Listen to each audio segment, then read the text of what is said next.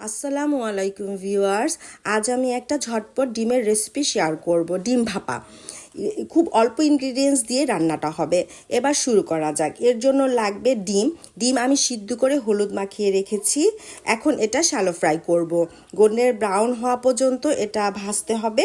Colour চলে আসলে নামিয়ে নেব। ডিম ভাপার জন্য আমার যে পেস্টটা লাগবে সেটা আমি তৈরি করে নিয়েছি। এতে লেগেছে পোস্তদানা, সরিষা, আদা, পেঁয়াজ, কাঁচামরিচ আর কয়েক টুকরো টমেটো। ডিমটা ভাপে বসানোর জন্য আমি একটি টিফিন কারিয়ার নিয়েছি। এতে আমি ডিম ভাপাটা সেট করব। তারপর এতে একটু হলুদ গুঁড়ো, একটি মরিচ গুঁড়ো আর স্বাদ মতো লবণ দিয়ে দিলাম। ডিমগুলো দিয়ে ভালো করে মেখে নিব এবং অল্প অল্প করে সরিষার তেল দিব। অবশ্যই ভাপা সরিষার তেল দিয়েই রান্না করতে হবে। এবার খুব ভালো করে উপকরণগুলো মাখিয়ে নেব। সবগুলো উপকরণ ভালো করে ডিমের সাথে মাখিয়ে নিলাম। এবার একটা পাতিল বসিয়ে দিলাম চুলায়, অল্প একটু পানি দিয়ে।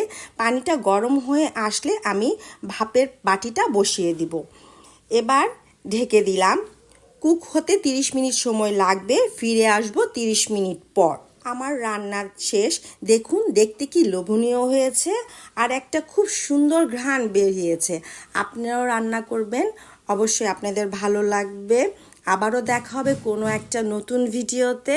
সেই পর্যন্ত ভালো থাকেন। আমাকে লাইক, কমেন্ট, শেয়ার করবেন। আসসালামু আলাইকুম।